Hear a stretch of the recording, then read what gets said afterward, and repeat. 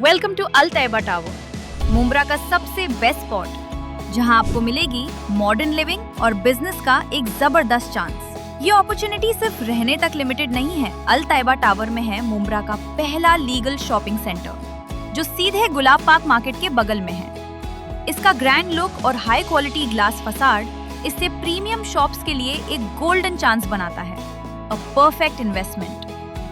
ध्यान रखिए, residential flats available only for 100 elite customers. ये सिर्फ एक फ्लैट नहीं, ये है आपके लिए हाई क्वालिटी स्ट्रक्चर, जहां मिलेगी नेचुरल लाइट और काफी स्पेस।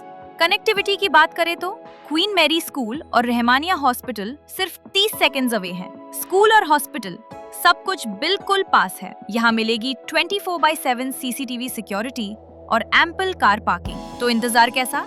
अपने सिक्योर फ्यूचर, कंफर्टेबल लाइफस्टाइल और स्मार्ट इन्वेस्टमेंट के लिए चूज अल तैयबा टावर। आपकी नई लाइफ यहीं से शुरू होती है। ज्यादा डिटेल्स के लिए हमारी वेबसाइट देखिए या अभी कॉल कीजिए।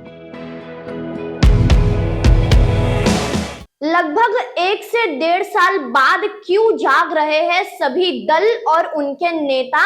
मुंब्रा चूहा पुल खाड़ी पर हो रही अवैध भरनी को लेकर उसी समय हिंदुस्तानी रिपोर्टर ने किया था सबको जागरूक।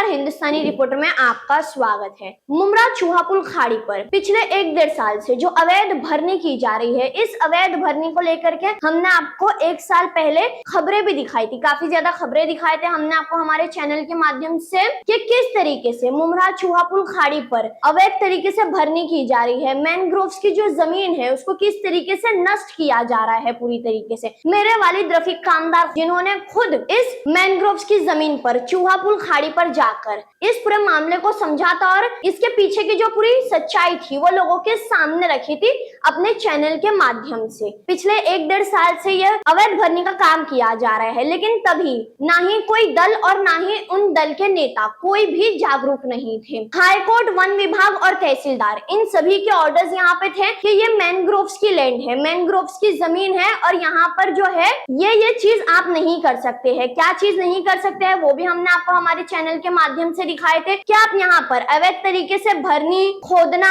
जानवरों को खिलाना पिलाना, सिगरेट या बीड़ी ये तक भी आप यहाँ पर नहीं पी सकते, क्योंकि ये मैनग्रोव्स की जमीन है, सरकारी जमीन है। तो ये सब जो है आप यहाँ पर काम नहीं कर सकते। एक एक्टिविस्ट है, पर्यावरणवादी है रोहित जोशी, जिनका इंटरव्यू हमने किया था और उन्होंने एक PIL मुंबई उच्च न्यायालय में दायर की थी जिसमें कुछ आदेश किए गए थे और उसके बाद जो है फॉरेस्ट डिपार्टमेंट यानी वन विभाग ने यहाँ पर उस वक्त ये बोर्ड लगाया था।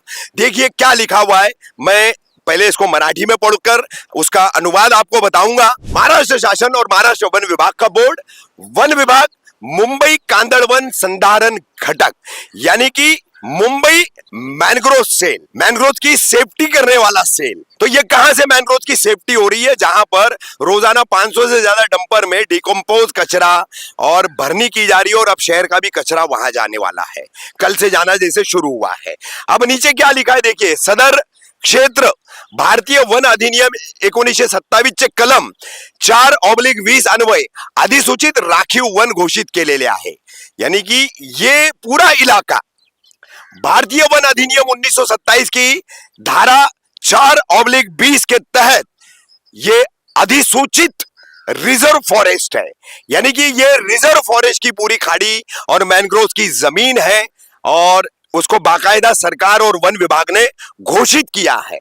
अब यहां पर इस क्षेत्र में अपप्रवेश करना और नीचे दिए हुए तमाम काम करना मना है। या क्षेत्रात अपप्रवेश करने तथा खाली कृत्य करने मनाही आहे। तो प्रतिबंध लगाया गया है किस पर? शिकार करने पर, जानवरों को लाकर चराने पर, चराई। फिर यहाँ पर आप किसी तरह की कोई आग नहीं लगा सकते, यानी छोटी मोटी आग या बीड़ी सिगरेट आदि भी पी नहीं सकते यहाँ पर आकर के आप, वो भी मनाही है। फिर कचरा डालना, अब बताइए, वन विभाग और महाराष्ट्र शासन ने यहाँ पर बोर्ड लगाकर रखा है। मुंबई उच्च न्यायालय की PIL की याचिका में दिए गए आदेश के मुताबिक ये बोर्ड लगा हुआ है। शासन वन विभाग ने लगाया है, कचरा डालना मना है, लेकिन कचरा डाला जा रहा है। डिकम्पोज, भरनी, रैबिट, सब कुछ डाला जा रहा है। अब देखिए आगे खेती करना मना है, फिर झाड़ तोड़ना मना है, वृक्ष तोड़, और अंत में आपको बता दूं खोदकाम और अतिक्रमण। तो खुदाई भी हो रही है जेसीबी के जरिए और भरनी डाल करके खाड़ी को पाट करके मैनग्रोव को नष्ट करके अतिक्रमण भी किया जा रहा है। यानी कि ये महाराष्ट्र शासन वन विभाग जो सरकार का विभाग है, सरकार खुद जो ये बोर्ड लगा रही है और खुद ही प्रधानमंत्री आवास योजना के नाम पर यहाँ अपने ही आदेशों की खिल्ली उड़ा रही है। लेकिन पिछले 1-1.5 साल से यहाँ पर अवैध तरीके से भरनी हो रही है, मट्टी, रैबिट, हर चीज जो है यहाँ पर डाली जा रही है। लगभग 1 से 1.5 साल पहले मुमरा के अंदर कचरे का एक बहुत बड़ा मामला हुआ था। उसी खबर में हमने आपको बताए थे कि किस तरीके से एनसीपी शरद पवार गुट के एमएलए जितेंद्र आवाड, उनकी ही पार्टी के महेंद्र नायक उर्फ बंटी नायक, जिन्होंने इस चीज के ऊपर सवाल उठाए थे, विरोध किया था कि ये अवैध भरनी की जा रही है, फिर बाद में वो शांत हो गए थे। और इन्हीं के पार्टी के शानू पठान, जिन्होंने मुमरा कौसा के कचरे को ले जाकर के वहां पर डंप किया था। अब वहां पर कचरा डंप करना, कचरा फेंकना, ये सब भी पूरी तरीके से मनाही की गई है इसको लेकर के, लेकिन फिर भी वहां पर कचरा फेंका जा रहा है, हर चीज की गई। अब इस मामले को लेकर के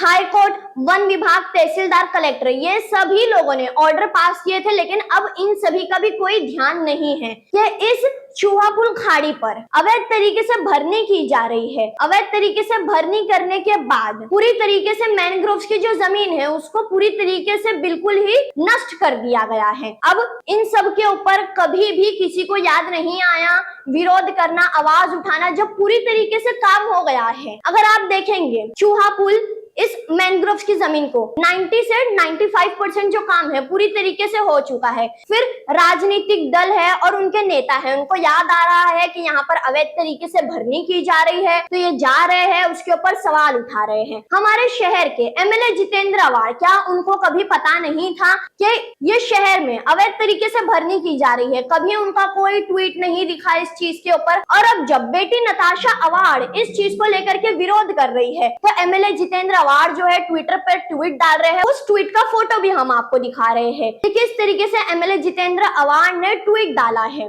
मुमरा की जो आम जनता है उन्हें ऐसा दिखाया गया, ये जो कचरा है वो किस तरीके से डंप किया जा रहा है, हमें आपकी काफी ज्यादा फिक्र है, लेकिन ये किस जगह पर डंप किया जा रहा है वो भी बताइए। मुमरा चूहापुल जो मैनग्रोव की जमीन है वहां पर ये डंप किया जा रहा है, जहां पर बिल्कुल मनाही, बिल्कुल सख्त तरीके से पाबंदी लगाई गई है। आप कहते हैं कि मुलुंड से आ रहा है कचरा, यहाँ से आ रहा है, वहां से आ रहा है, तो मुमरा का कचरा क्यों नहीं हम डंप करें? बात तो वही हो गई कि हमें आपकी फिक्र बहुत है, लेकिन हमारे अपने ही लोग जो है हमें तबाह करने में लगे हुए, इस शहर को पूरी तरीके से डुबाने में लगे हुए हैं। क्योंकि अगर ये मैनग्रोव की जमीन जो है पूरी तरीके से नष्ट हो जाती है तो आने वाले टाइम पर अल्लाह ना करे अगर किसी तरीके की जोरदार बारिश या 2005 जैसा कुछ माहौल हो जाता है तो मुमरा कौसा को डूबने से कोई नहीं रोक सकता। मुमरा कौसा बिल्कुल डूबेगा ही डूबेगा। ये जो आज हम बारिश देखते हैं कि पिछले इतने सालों से मुमरा के अंदर जो इतनी बारिश हुई है, जो पूरा पानी भरा है, वो क्यों भर रहा है? जब अवैध भरनी की जा रही थी तब किसी को याद नहीं आया कि अवैध भरनी की जा रही है, तो इसके ऊपर सवाल उठाए, इसके ऊपर आवाज उठाए। ना ही हाईकोर्ट का ध्यान है, ना ही तहसीलदार का ध्यान है, ना ही खुद वन विभाग का ध्यान है। यहाँ पर सरकार द्वारा एक प्रोजेक्ट बताया गया कि यहाँ पर एक प्रोजेक्ट बन रहा है, लेकिन खुद सरकार जो है नियम बनाती है और फिर सरकार जो है इस प्रोजेक्ट को लेकर आ रही है। सरकार खुद जो है अपने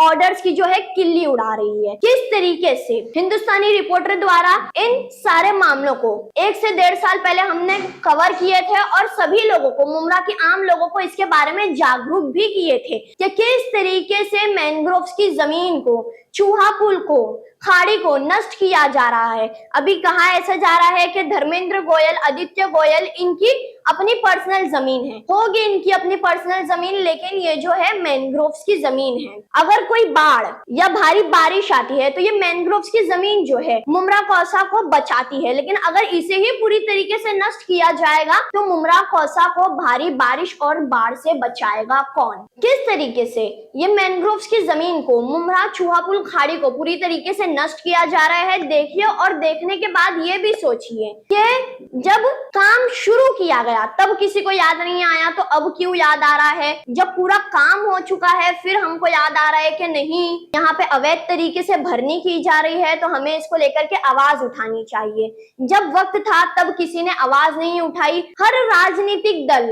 और उनके नेता जो है अब जागरूक हो रहे हैं कि नहीं, यहाँ पर अवैध तरीके से भरनी की जा रही है, ये शहर जो है डूबेगा। अब याद आ रहा है, लेकिन जब 1 से 1.5 साल पहले भरनी की जा रही थी तब ये लोग कहाँ थे?